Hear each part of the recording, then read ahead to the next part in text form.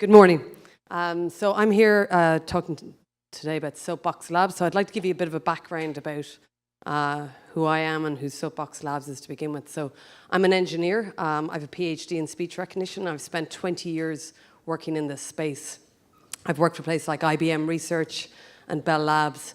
SoapBox Labs is now 18 people. We're, in case you can't guess my accent, we're out of Dublin.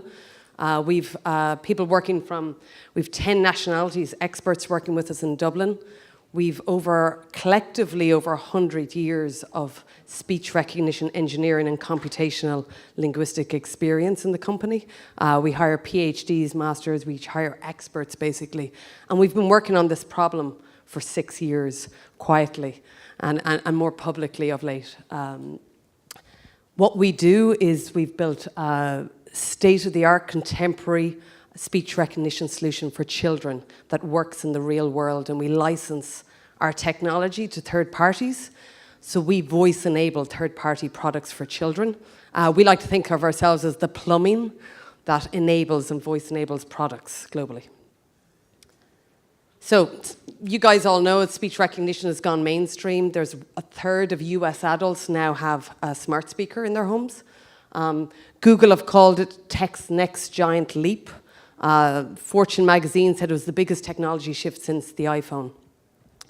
There's over 1 billion devices worldwide enabled with Siri or Google, and it's infiltrating into our lives. But it's important to recognize that voice assistants are a very narrow use case of speech recognition. I've been working in this field for a very long time. The field itself is over 50 years old. Smart assistants, while useful, is not the end. It's a voice interface technology. It's how humans interact. Therefore, it makes sense that as accuracy now exceeds 95%, it's going to infiltrate more and more in our lives. We'll see it in our homes, our schools, our businesses, our cars, our vending machines, and it will replace the touch tap in an awful lot of these scenarios. And you can see where this might explode in growth in the coming years. But what about the kids? So in my field, it's very well understood that kids under the age of 12, their voices are very different from adults. They differ physically in their vocal tract length and thickness. They differ behaviorally to an adult. They speak differently. They use different constructs of language. They have different nuances and behaviors. And a 10-year-old speaks very differently to a 6-year-old who speaks differently to a 4-year-old. So it's very important that when you see speech recognition that has been built with adult voices, you start to see the performance degrade under the age of 12. So a very well-spoken and mature-sounding 10-year-old can get reasonable performance from a speech recognition solution built for adults, but then what you see is the performance start to tank all the way down to about 3.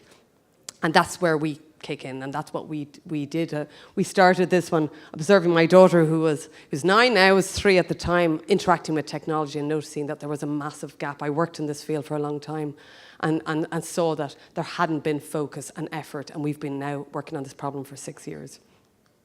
So how have we done it? We've got unparalleled accuracy in the field now, and we invite anybody to test our technology and comparatively evaluate it.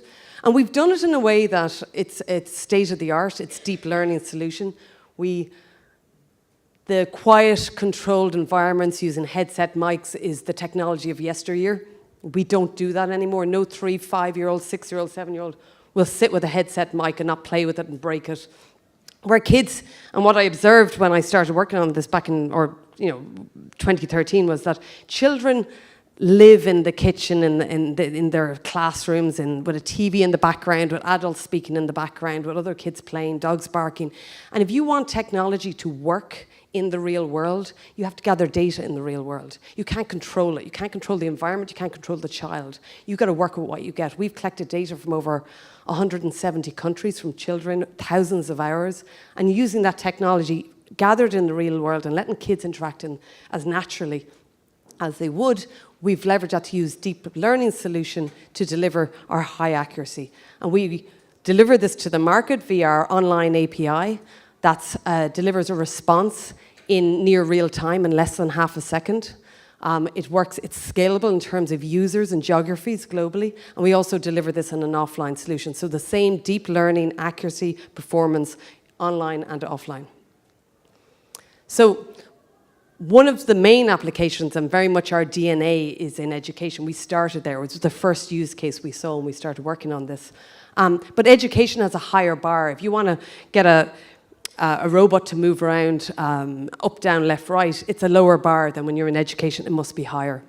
Our application is over 95% accurate. Applications now are in formative assessment, summative assessment, screening for phonological awareness, phonemic awareness, phonics, words. Even at the phonetic level, we can give confidence, pronunciation confidence, and return and free up teachers' time, so when they do spend time with their kids, it's on a one-to-one and more productive. We also work in accessibility, and the nice thing about our technology is that we've set this bar so high that we can actually also perform really high accuracy in the entertainment space. So we can enable the toys and the games and the robots, and we do, and we have partnerships around the world to do that. We've been COPPA compliant since our origin in 2013. We're GDPR compliant as well in both our online and offline. And we have a number of different partnership announcements of late. The most recent was with Microsoft to deploy a pilot in Irish and UK schools to demonstrate the efficacy of speech recognition for young children and literacy. We're scaling that into the US later this year, working with MIT Media Lab, Lingumi out in Asia, and Kanto here in the US.